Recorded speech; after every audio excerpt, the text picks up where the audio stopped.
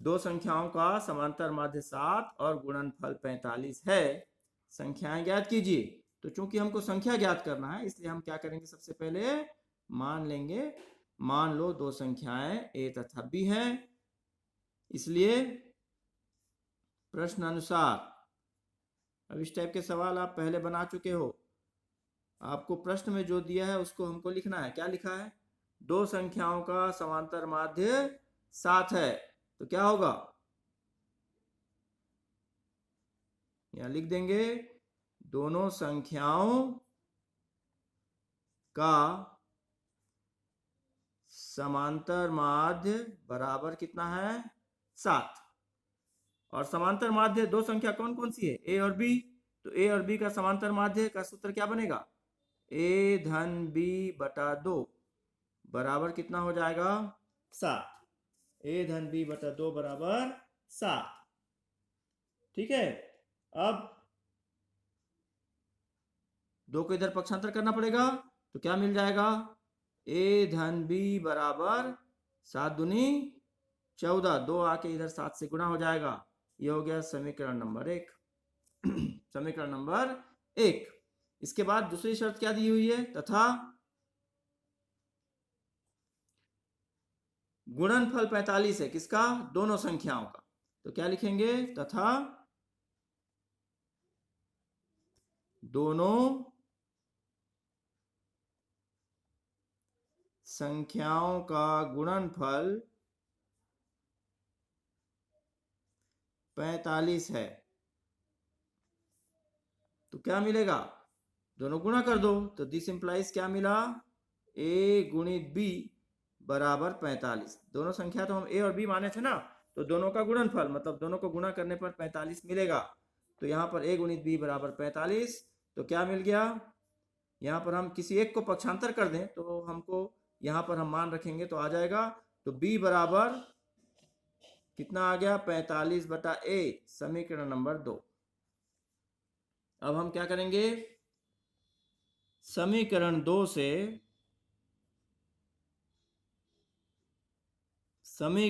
से b का मान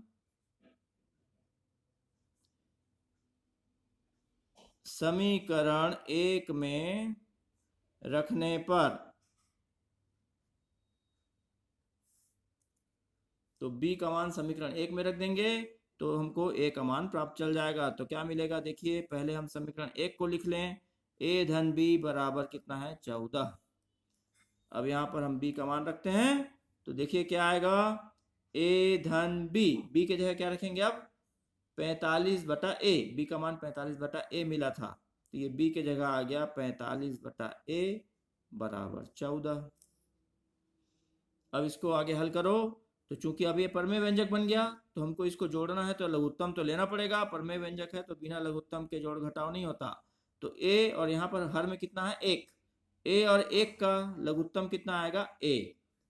अब यहाँ बटे में तो 1 था, 1 से भाग देंगे a को तो a ही बार जाएगा, a का गुणा a से होगा, क्या मिल जाएगा, ये a वर्ग धन a को a से भाग देंगे तो पूरा पूरा चले जाएगा, एक बार 1 का गुणा 45 से होगा, 45 से कम 45 बराबर कितना आ गया, 14। अब इस a को हम इधर पक्षांतर करेंगे तो क्या मिल रहा है, देखिए a वर्ग धन 45 बराबर 14 और a का गुणा इधर होगा तो 14a। 14a को इधर पक्षांतर वापस कीजिए तो क्या मिल रहा है, देखिए a वर्ग धन 14a, इधर आके हो गया ऋण 14a, और क्या बच गया इधर, धन 45 बराबर 0। ये कौन सा समीकरण आ गया, अब आप बताइए। ये आप अगर पहले पढ़ चुके हैं, मेरी क्लास अटेंड कर चुके हैं, तो आप बता पाओगे। ये है एक चर का द्विघात समीकरण। पिछला अध्याय हम पिछले अध्याय में पढ़ चुके हैं, एक चर का द्विघात समीकरण। अब इसको अगर हमको हल करना है तो यहाँ पर हम मध्य पद को दो भागों में तोड़कर हल करते हैं। अब ये कैसे करते हैं, ये एक चर के द्विघात समीकरण में आप पहुंच के देख लेंगे अगर आपको याद होगा तो यहाँ पर मध्य पद कितना है, 14, और a और c मतलब यहाँ पर 1 और 45 का गुणा हो गया, 45 से कम 45। तो 14 को हमको ऐसे दो भागों में विभाजित करना है कि जिनको जोड़ने या घटाने पर कितना आए 14 और गुणा करने पर 45। ऐसा दो अंक कौन सा है जिसको जोड़ें या घटाएं तो 14 मिले और गुणा करने पर 45 मिले? तो देखते हैं क्या होगा। ए वर्ग ऋण 9a ऋण 5a। देखिए ऋण 9 ऋण 5 कितना होगा, क्योंकि एक समान चिन्ह है तो ऋण 9 ऋण 5 मिलकर ऋण 14 हो गया, और 9 गुणित 5 करूंगा तो क्या होगा 9 पंचे 45। देखो दोनों कंडीशन यहाँ पर फिट हो रही है, ऐसा हमको देखना है। तो यहाँ पर 14 को मैं दो भाग में तोड़ दिया, 14a था तो ऋण 9a ऋण 5a और 9 पंचे 45, तो यहाँ पर हो गया धन 45। तो इस तरीके से हम इसको तोड़ते हैं। तोड़ने के बाद यहाँ पर क्या करते हैं, दो दो पदों की जोड़ी बनती है, और इन दो पदों की जोड़ी बनने के बाद इनमें से उभयनिष्ठ निकाला जाता है। तो उभयनिष्ठ क्या निकल रहा है, देखिए ए वर्ग और ए, यहाँ पर दोनों में अक्षर दोनों में है, ए यहाँ भी है यहाँ भी है, लेकिन हमेशा जब अक्षर रहती है अक्षर संख्या तो छोटी घात को हम कॉमन निकालते हैं। तो ए वर्ग और ए में से कॉमन क्या निकलेगा ए, तो ए वर्ग में से तो ए बाहर हो गया तो क्या बचा, एक ए बाहर हो गया तो अंदर बचा ए। ऋण 9a में से a बाहर हो गया तो क्या बचा, केवल ऋण 9। ठीक है, फिर पहला वाला देखो, दूसरे इन दोनों में से बाहर लेना है तो पहला वाला चिन्ह हमेशा बाहर लेते हैं। तो पहला क्या है ऋण, तो ऋण बाहर हो गया, और उसके बाद यहाँ पर कोष्टक में, यहाँ जो पहले कोष्टक में आया उसी को पहले लिख दो, a ऋण 9। ठीक है, अब देखिए यहाँ से ऋण तो बाहर हो गया और a इधर अंदर आ गया, तो ऋण बाहर हो गया और a अंदर आ गया, तो बचा क्या सिर्फ 5। तो यहां पर क्या लिख देंगे हम 5 बराबर क्या हो गया 0। अब देखिए फिर से यहां भी ए ऋण 9 आ गया और यहां भी ए ऋण 9 है, ए ऋण 9 दोनों पदों में फिर से उभयनिष्ठ निकलेगा ए ऋण 9। जब ए ऋण 9 उभयनिष्ठ निकल गया तो पहले पद में से देखो ये बाहर आ गया तो क्या बचा, दूसरे कोष्टक में केवल ए ऋण 9 तो हम इधर ले लिए थे, क्या बचा ए, और यहां से ऋण 5 बराबर 0। जब ये देखो ये दो गुणनखंड, जब भी इस टाइप का दो गुणनखंड के रूप में हमको प्राप्त होता है, ए ऋण 9 गुणित ए ऋण 5 बराबर 0, दो गुणनखंड का गुणनफल बराबर 0, तो हम क्या करते हैं इसको दोनों को अलग अलग शून्य के बराबर करते हैं। तो ये हो गया ए ऋण 9 बराबर 0 या ए ऋण 5 बराबर 0। देखिए जो एक चर का द्विघात समीकरण प्रश्नावली नहीं पढ़े होंगे तो उसको थोड़ा परेशानी जाएगी, तो उसके लिए आपको एक चर के द्विघात समीकरण के प्रश्नावलियों के उदाहरण से आपको समझना पड़ेगा, अगर आप मेरी क्लास अटेंड नहीं किए हैं तो।